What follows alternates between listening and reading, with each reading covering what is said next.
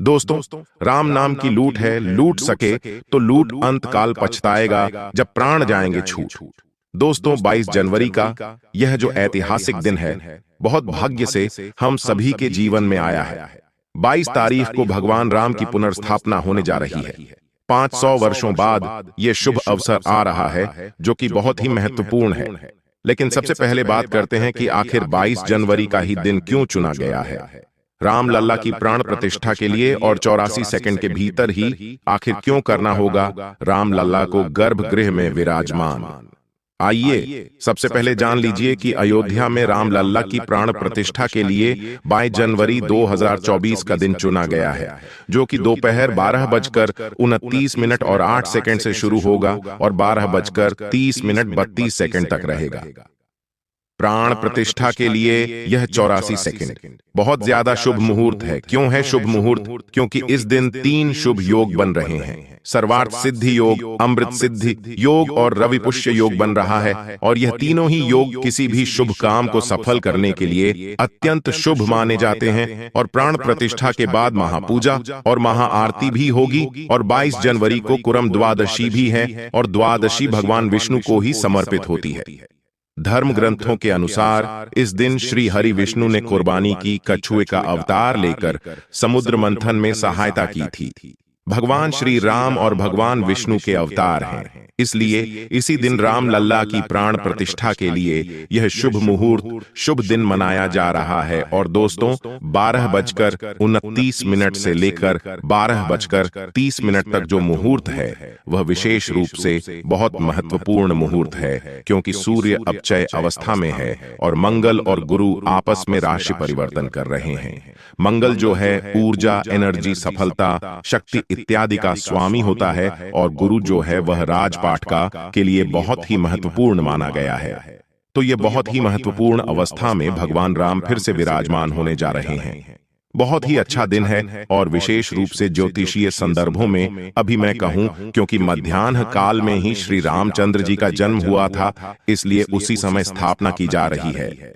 बहुत ही अच्छा संदेश लेकर आ रहा है, और बहुत वर्षों चिरस्थायी यह मंदिर रहेगा, और भगवान श्री रामचंद्र जी का सीता सहित उनके परिवार सहित आशीर्वाद पूरी की पूरी प्रजा पर बना रहेगा। इस दिन क्या किया जाना चाहिए?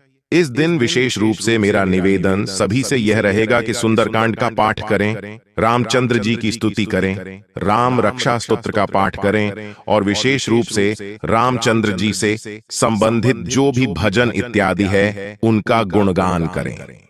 एक और बात मैं कहना चाहूंगा कि गरीबों को भोजन कराएं। बहुत ही महत्वपूर्ण है, क्योंकि प्रजा वाहक है श्री रामचंद्र जी, तो प्रजा को यह भी भोजन मिलेगा, तो रामचंद्र जी की एक अलग अनुभूतियों होगी, उनकी सत्ता की अनुभूति होगी, तो लोगों को भोजन कराएं। विशेष रूप से इस समय पीले तत्वों का दान करें। चना दाल हो गई, केला हो गया, पीले वस्त्र हो गए, इन सब चीजों का दान करें। इससे बहुत लाभ होने की संभावनाएं बढ़ेंगी। रामचंद्र जी के जो स्तोत्र हैं उनका ध्यान करें, रामचंद्र जी के भजनों की स्तुति करें। राम राज जो मेरे पीछे हैं आप देख पा रहे हैं, ऐसा ही राम राम की जी के राज तिलक का जो फोटो है उसको लगाकर उसकी पूजा अर्चना करें।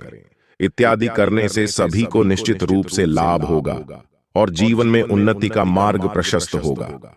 तो इस तरह से पूजा पाठ, दान इत्यादि करके रामचंद्र जी की प्रसन्नता का पर्याय बनकर हम जीवन में अपनी उन्नति का द्वार खोल सकते हैं। निश्चित रूप से 22 तारीख को यह सब किया जाना चाहिए। दोस्तों, कई सारे लोगों की यह प्रश्न आ रहे थे कि 22 जनवरी के दिन हम अपने घर में महादीपावली की पूजा किस प्रकार से करें, क्या भोग लगाएं, क्या हम अर्पित करें प्रभु श्री राम को या विष्णु जी को, किस प्रकार से हमें अपने घर में दीपावली बनानी है, कितने दीपक जलेंगे, क्या नए दीपक खरीदने हैं या पुराने जो दिवाली वाले दीपक है उनसे भी पूजा की जा सकती है। आज के वीडियो में ये सब तो बताऊंगा। अब आप यह समझ ही हैं कि अपने अपने घरों पर आपको किस प्रकार से इस दिन पूजा करनी है, कितनी ज्योत जलानी है, क्या अखंड ज्योत भी चलेगी क्या? कौन सी माला अर्पित करनी है? भगवान राम की मूर्ति नहीं है तो फिर हम क्या करें अपने घर में ही, ताकि हमारे घर में सुख शांति बनी रहे, हर कोई मान मर्यादा में रहे, कल आना हो, क्योंकि यह जो देना है बहुत खास है। आप सभी को इस दिन जरूर ही अपने घर में पूजा करनी चाहिए। क्या करना है, कैसे करना है, ध्यान से सुनते हुए चलिए। हो सके तो इस दिन आपको 21 दीपक जलाने हैं। आपके घर में अगर पहले से दीपावली के जो दीपक है वह रखे हुए हैं तो आप उनको भी प्रयोग में ले सकते हैं, या फिर आप नए दीपक भी खरीद सकते हैं, उन्हें भी अपने घर में ज्योति जला सकते हैं। आप कहां कहां पर जलाने हैं, तो जिस प्रकार से दीपावली के दिन आप जहां नल के पास मुख्य द्वार पर और जहां जहां पर भी आप रखते हैं, रसोई घर में हर एक जगह पर पूरा आपको सजा देना है।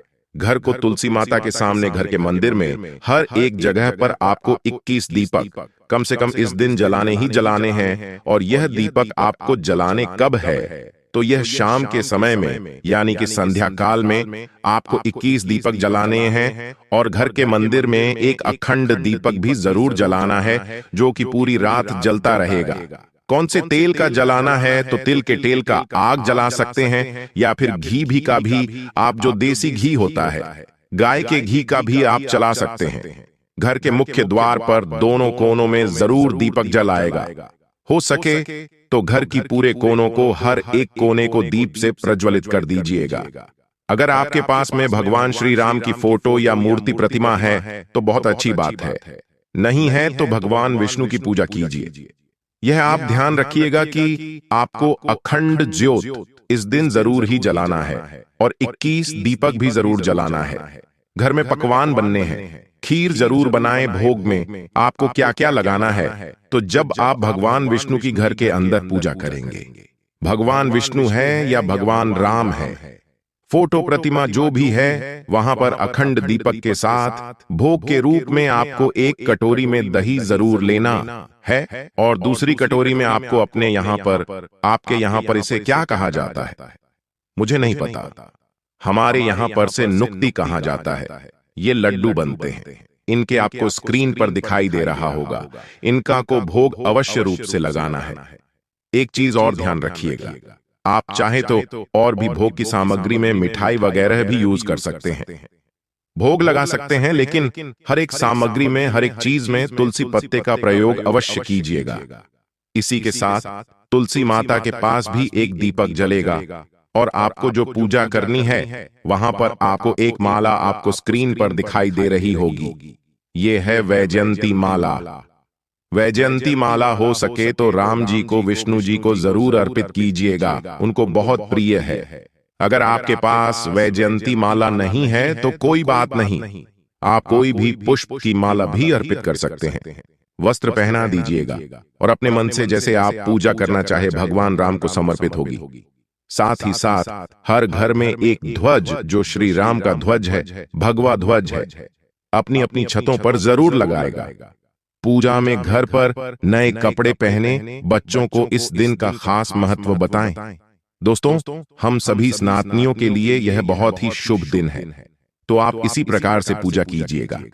आप किसी भी राजनीति से हो, चाहे आप बीजेपी से हो या कांग्रेस से हो, लेकिन प्रभु राम सबके हैं, तो ऐसा नहीं है कि अगर आप बीजेपी से है तभी आप इस दिन को और सेलिब्रेट करें। भगवान राम सबके हैं, तो अगर आप सच्चे सनातनी हैं तो जरूर से जरूर छोटी ही पूजा जरूर कीजिएगा, लेकिन कीजिएगा जरूरन। बहुत महासंयोग इस दिन बनने जा रहा है, तो मुझे उम्मीद है आप सभी इस दिन को बहुत अच्छे से सेलिब्रेट करेंगे। कमेंट बॉक्स में मुझे जरूर बताइएगा कि इस दिन को खास बनाने के लिए आप और क्या करने वाले हैं, और कमेंट में जय श्री राम जरूर लिख दीजिएगा।